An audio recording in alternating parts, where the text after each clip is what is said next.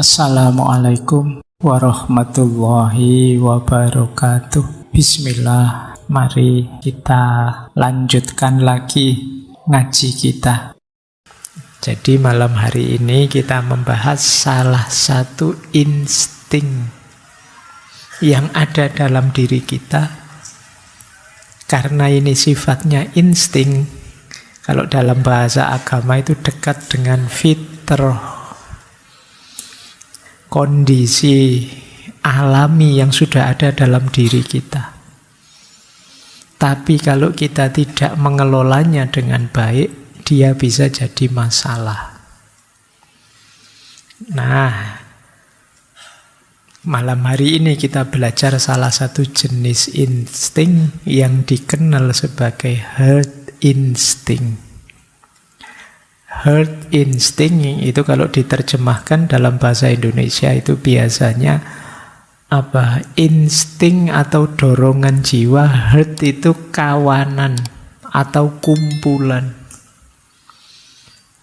Jadi dorongan jiwa kita untuk bersosialisasi, untuk hidup bersama orang lain. Jadi ini salah satu insting kita, salah satu dorongan jiwa. Kita tidak perlu belajar, otomatis kita punya dorongan itu insting. Sama kayak dorongan jiwa untuk menikah, dorongan jiwa untuk dan lain sebagainya. Insting itu ada yang mengkategorikan 3. Selain herd instinct, ada self-preservation instinct, ada race preservation instinct.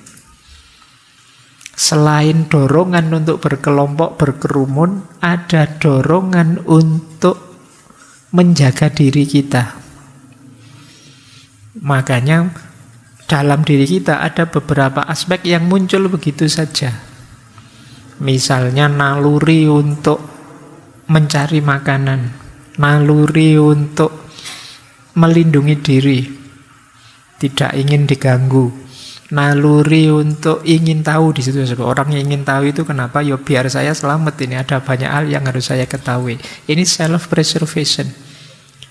Termasuk sifat agresif kadang-kadang kita awas jangan ganggu saya tak sikat. Itu sebenarnya defense kita, itu karena dorongan jiwa untuk self preservation. Itu otomatis sudah. Kalau ada orang mau mukul kalian, tangannya baru ngangkat saja kalian sudah ancang-ancang. Kenapa? Dorongan jiwamu ini ada ancaman dari luar ini. Ini self-preservation namanya.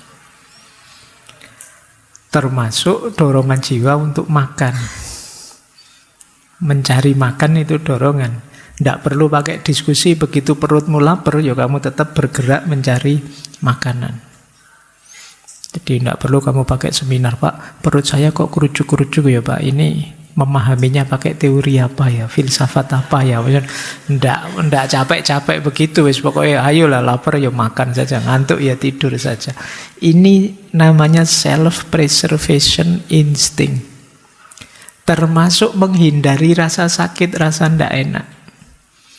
Jadi kita itu ingin nyaman, ingin enak, maka kita secara tidak sadar punya kecenderungan menghindar dari rasa tidak enak. Pingin sih ikut ngaji filsafat, tapi ternyata teman saya yang paling saya benci sudah berangkat duluan.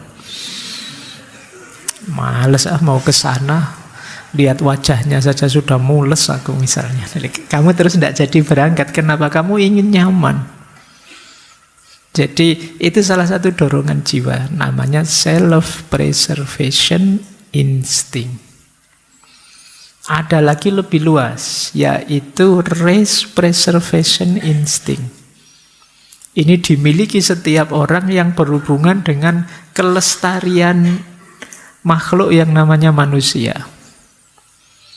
Jadi kita itu sebagai pribadi, durasi hidup kita terbatas, tapi ada dorongan dalam jiwa kita agar hidupnya manusia itu berlanjut terus. Ini namanya race preservation instinct. Dorongan seksual.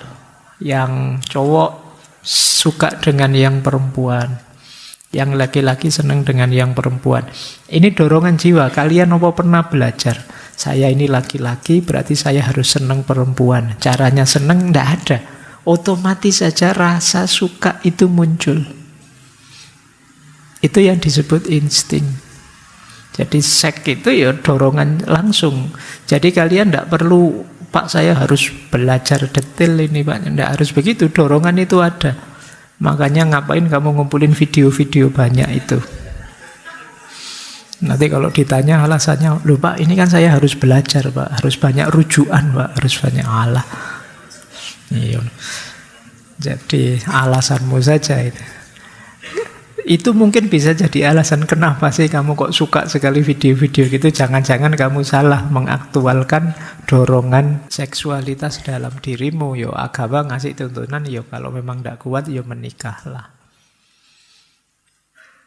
Kalau hadisnya Nabi itu kan, kalau menikah tidak mampu, yo puasalah. Pak tambah susah, Pak sudah ditahan tidak bisa menikah, ditahan tidak boleh makan.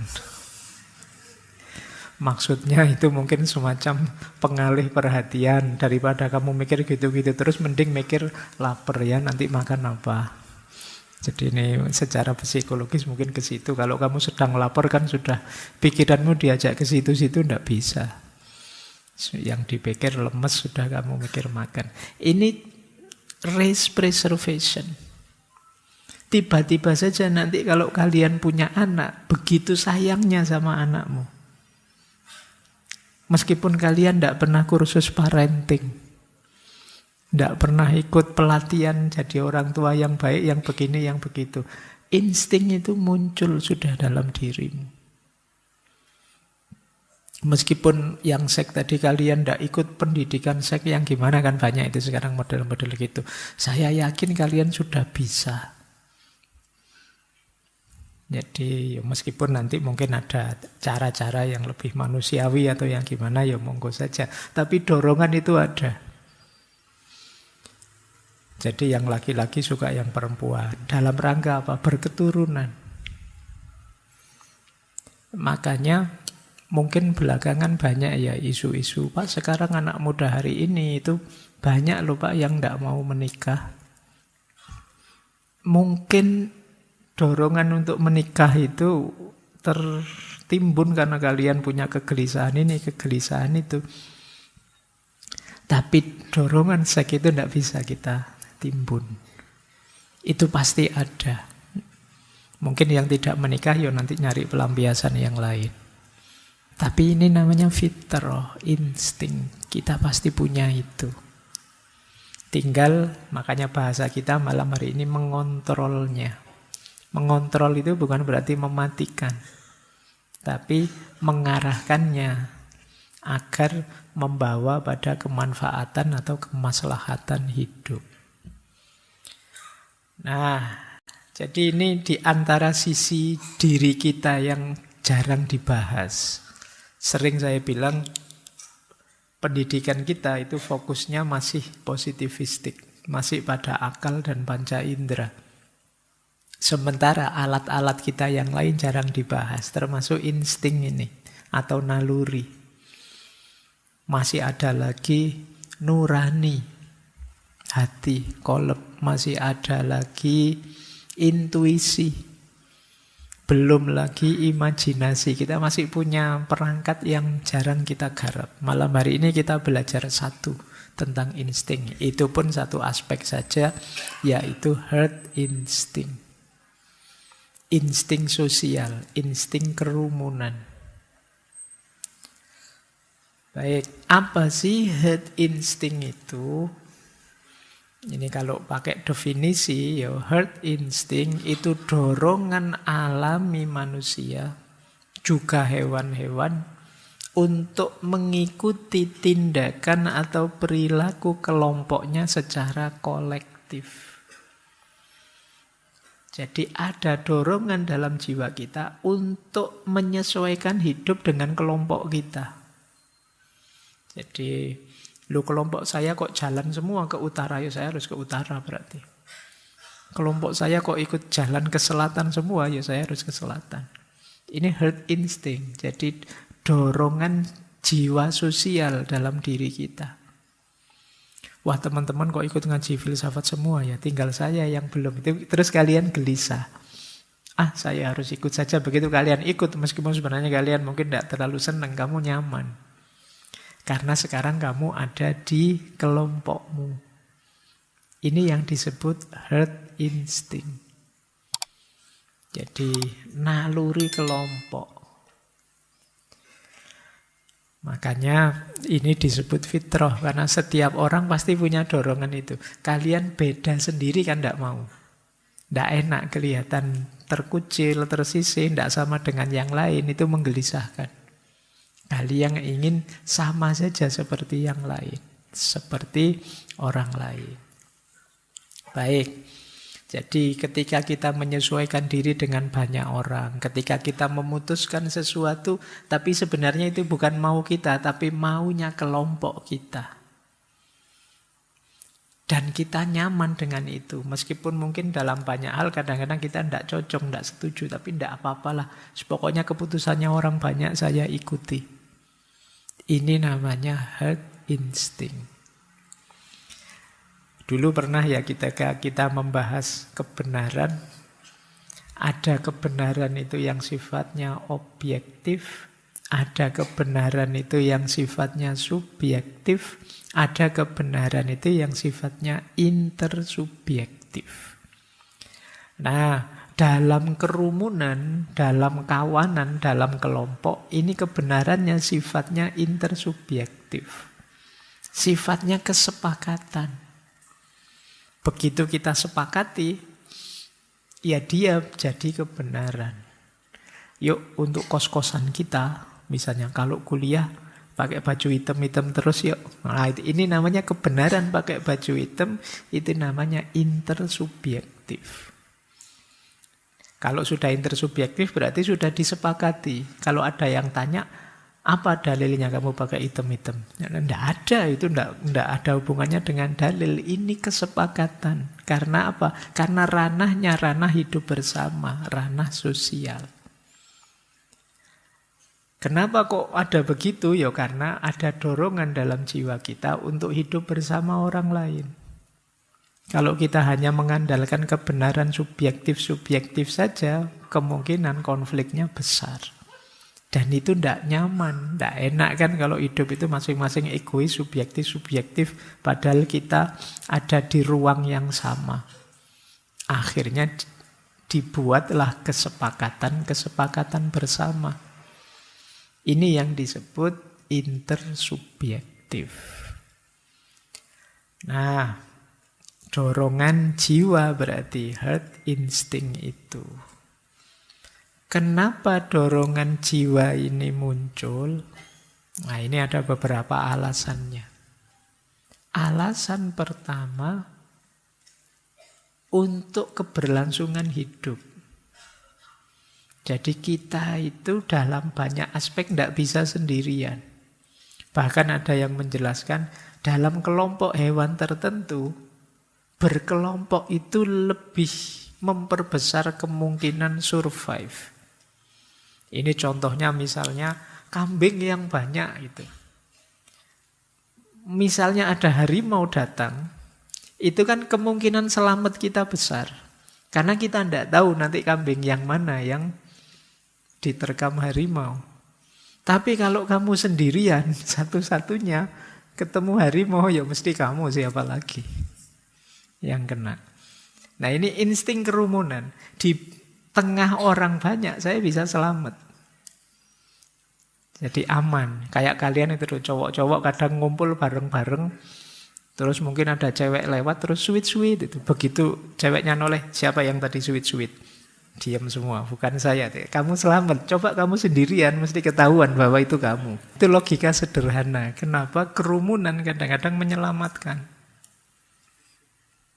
Jadi itu alasan pertama. Jadi instingmu jalan. Ini cara untuk aman apa? Gabung dalam kelompok. Biar tidak kelihatan kamu beda sendiri. Tapi kalau kamu sendirian ada apa-apa, ya kamu yang diserang. Siapa lagi kalau bukan kamu? Wong adanya cuma kamu. Kayak saya tadi ngajar, ada mahasiswanya ngantuk. Salah satu cuma saya tidak lihat. Tiba-tiba ada yang menguap keras sekali. Wah gitu. Terus, ayo siapa tadi yang menguap? Diam semua. Akhirnya selamat semua. Karena saya tidak bisa tahu dalam kerumunan itu tadi siapa. Dan mungkin mahasiswanya kompak, ini tidak usah bilang siapa. Pokoknya ada di antara kita lah gitu. Nah, kerumunan itu kadang-kadang menyelamatkan. Bareng-bareng. Ya sederhananya bisa saling melindungi. Yang kedua, ya perlindungan dan keselamatan tadi ya. Saling melindungi.